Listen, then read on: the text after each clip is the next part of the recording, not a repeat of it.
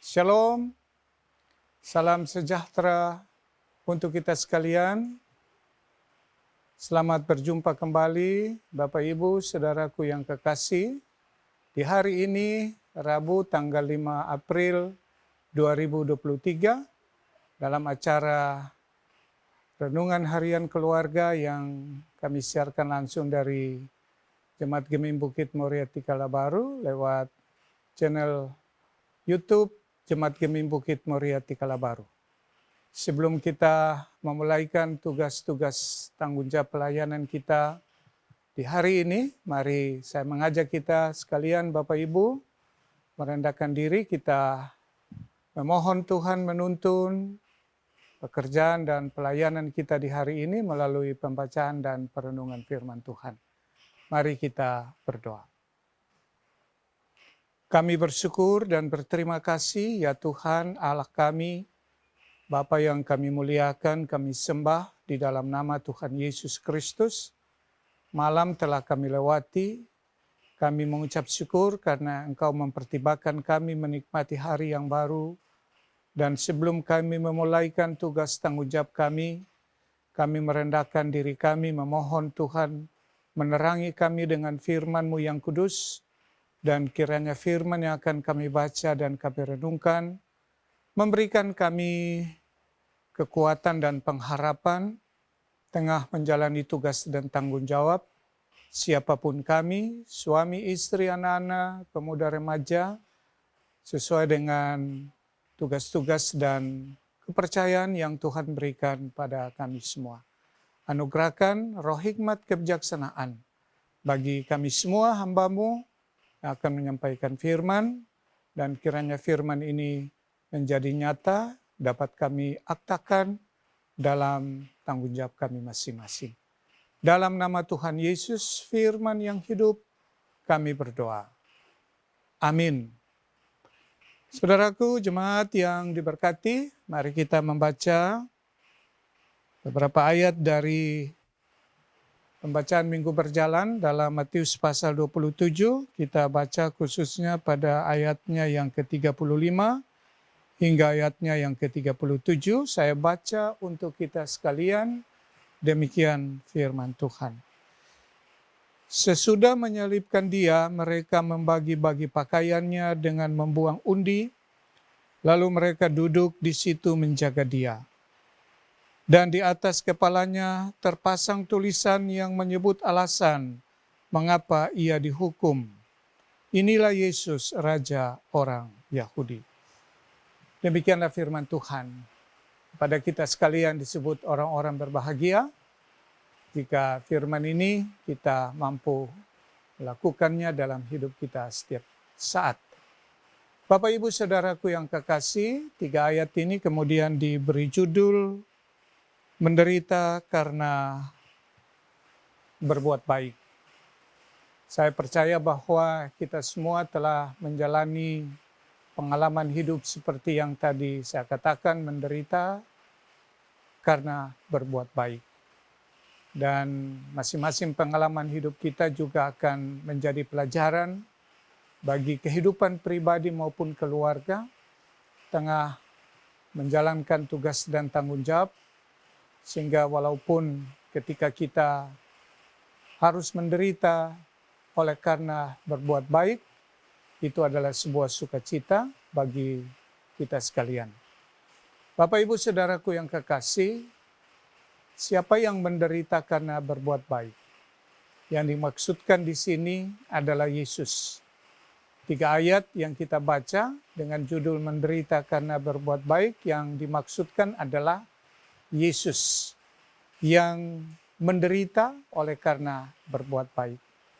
Siapa Dia yang dikatakan dalam pembacaan kita mulai dari ayat 35, sesudah menyalibkan Dia yang dimaksudkan ini adalah Yesus. Mereka membagi pakaiannya dengan membuang undi. Kemudian lalu mereka duduk di situ menjaga Dia. Siapa Dia? Yaitu Yesus. Dia, dan di atas kepalanya terpasang tulisan yang menyebut alasan mengapa ia dihukum. yang isinya inilah Yesus Raja orang Yahudi. Bapak Ibu Saudaraku yang kekasih, apapun juga ataupun mau ditolak atau tidak, yang jelas bahwa Yesus mati disalib dengan kalimat, inilah Yesus Raja orang Yahudi.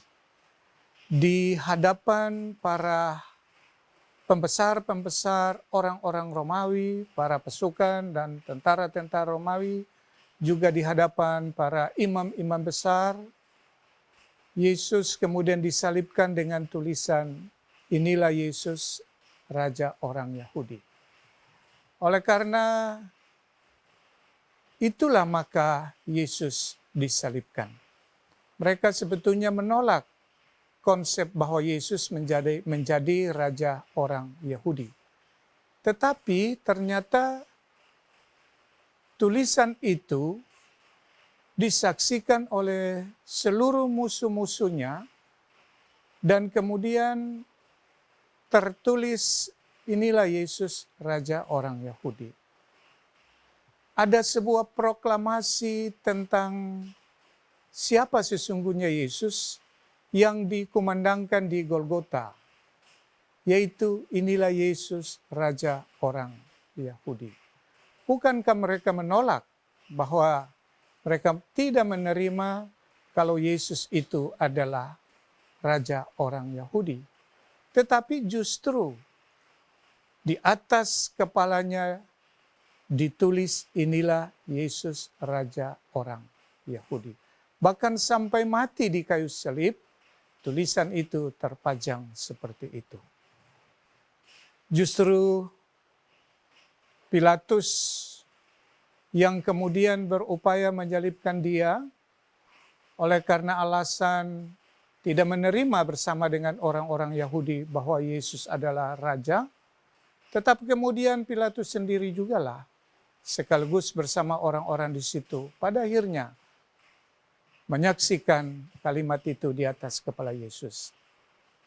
Artinya Bapak Ibu, tanpa kita sadari ternyata Tuhan juga telah menggunakan kelemahan manusia atau kejahatan manusia, terlepas dari pikiran busuk dari orang-orang pada saat itu, untuk menyampaikan maksud dan rencana Allah yang besar bagi keselamatan dunia. Itulah tulisan, inilah Yesus Raja orang Yahudi. Raja sama dengan penyelamat dalam konsep pikiran orang-orang Yahudi. Dan tanpa disadari bahwa mereka telah mengumandangkan di atas Golgota itu sebuah konsep terhadap siapa Yesus, yaitu dialah Raja Penyelamat orang Yahudi. Itulah sebabnya Bapak Ibu, Saudara-saudara, saya mengatakan Tuhan juga menggunakan kelemahan kita sebagai manusia untuk mendidik orang-orang tertentu dalam rangka mendewasakan imannya. Dan Tuhan juga memakai suami, istri, anak-anak, atasan kita, bawahan kita, dengan segala kelemahan yang ada pada mereka, untuk bagaimana menguji iman kita. Tuhan juga menggunakan mereka, orang-orang yang ada di sekitar kita, yang menurut pandangan kita, orang mungkin yang membenci kita, yang tidak menyukai kita, agar kita semakin diuji iman kita, dan kita betul-betul bisa mampu menghadapi semua persoalan itu dan keluar sebagai pemenang. Ini satu catatan terpenting di hari ini bagi Bapak, Ibu, dan saya. Sebelum Bapak, Ibu, dan saya melakukan tugas dan tanggung jawab, ingat, iman kita akan diuji bukan saja ketika kita berada bersama-sama dengan teman-teman, dengan pimpinan, bawahan, orang-orang yang sepikiran dengan kita. Tidak juga. Bisa saja hari ini saudara dan saya berhadapan dengan orang-orang yang tidak menyukai, yang tidak sepikiran dengan kita. Kita yakini bahwa Tuhan juga menggunakan mereka untuk mempersiapkan, mendidik kita, memperbaiki kita, iman kita, sehingga kita betul-betul mampu dan kuat menjalani hidup ini di hari ini, walaupun berhadapan dengan berbagai tantangan dan ujian. Nah, oleh karena itulah, dalam konteks seperti itulah, kita disebut sebagai orang-orang yang bisa saja menderita karena kebenaran.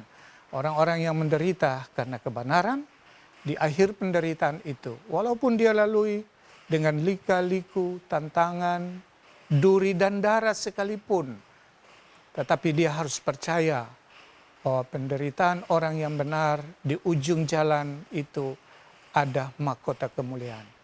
Kasih Tuhan menanti saudara dan saya. Kasih Tuhan menjemput Bapak, Ibu, dan saya dalam melaksanakan tugas dan tanggung jawab di hari ini. Tuhan memberkati kita sekalian. Amin. Mari kita berdoa.